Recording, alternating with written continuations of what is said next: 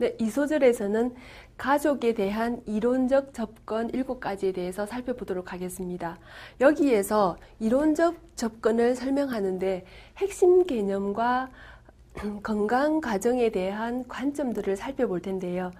여러분들께서는 이 7개의 이론을 학습하시면서 특별 학자들에 의해서 나름대로 비교하고 한계점을 제시하긴 했지만 여러분들께서는 편견을 가지시기보다는 하나하나 구체적인 이론들을 섭득하셔서 여러분들이 정말 건강가정사가 되어서 현장에서 실천하실 때에는 통합적으로 접근할 수 있도록 하셨으면 좋겠습니다. 그럼 하나하나 살펴보도록 하겠습니다. 구조기능주의 이론에서 핵심 개념을 살펴보면 사회를 하나의 유기체로 가정한다는 것입니다. 그래서 아마도 유기체다라고 하면 여러분들의 신체의 내부와 외부를 하나로 된 이러한 부분들을 떠올려 보시면 될 겁니다.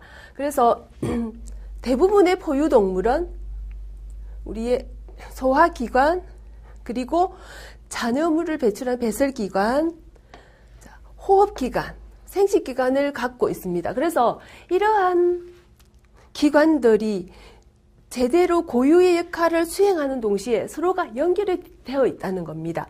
그래서 예를 들어서 소화가 안 된다. 그러면 소화가 안 될 경우에 그 이하의 배설기관에서 뭔가 배설에 문제가 있을 수도 있겠죠.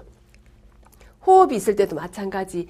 이러한 것들이 하나의 유기체로 연결되어 있다라고 봅니다. 그래서 어느 한 부분에 질환이나 장애가 생긴다면 유기체는 제대로 기능하지 못하게 된다. 예를 들어 우리 가족에 대해서 살펴보면 가족에게 있어서 예를 들면 이런 겁니다. 부모와 자녀가 있는데 자녀가 어젯밤 새도록 아팠어요. 그러면 주 양육자인 어머니가 또는 아버지가 직장을 가지 못하고 이 자녀를 병원에 데리고 간다거나 이렇게 했을 때에는 우리 유기체에 이상이 생긴다라고 보시면 되겠죠. 직장을 못 가게 되는 현상, 예를 들어서 장기 질병, 자녀가 장기 질병이다라고 하면 못 가게 되겠죠. 그리고 저는 장애인 가족 지원센터에서 많은 상담, 부모 상담과 당사자 상담을 하고 있는데요. 거기서도 보면 여기에 계시는 많은 부모님들이, 어머니들이 충분한 역량을 가졌는데도 불구하고 이 자녀를 돌보기 위해서 어머니들이 사회생활을 하지 못하는 분들이, 이래서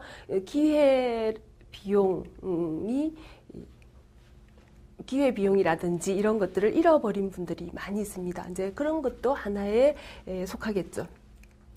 여기서 또 구조기능주의 이론은 사회라는 유기체가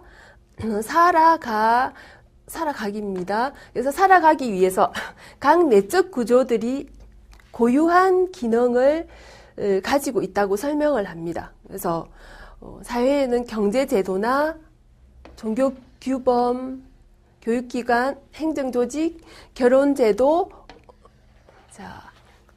가족체계 등이 상호의존적인 관계 속에서 맡은 바 제 기능을 다 하고 있다.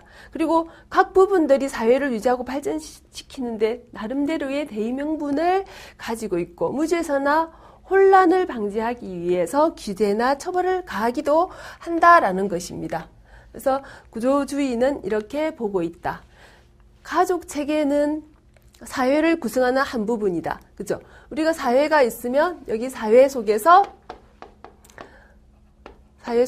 이렇게 가족이 있다는 거죠. 가족이 있다는 것입니다. 그래서 한 부분으로 본다라는 거죠. 한 부분이고 하나의 하위 체계이면서 사회에 뭔가 이바지하는 특정한 기능을 수행하고 있다. 또 가족은 구성원들이 질서를 유지하면서 조화롭게 연결되어 있는 구조이다라는 겁니다.